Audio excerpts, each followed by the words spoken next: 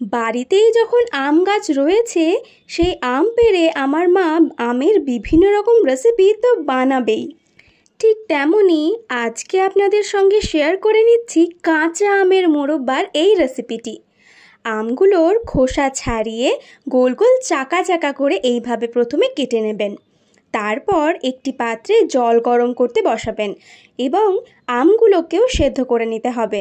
আমগুলো সেদ্ধ হতে খুব জোর 6 থেকে 7 মিনিট সময় লাগবে। আম সেদ্ধ হয়ে গেলে জলটা ঝরিয়ে নিতে হবে।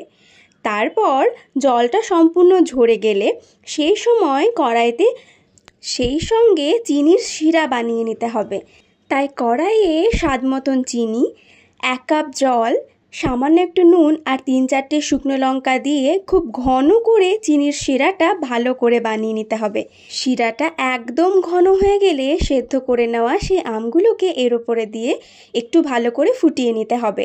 আমগুলো যেহেতু সেদ্ধ হয়েই আছে তাই খুব বেশিও ফোটানোর প্রয়োজন নেই।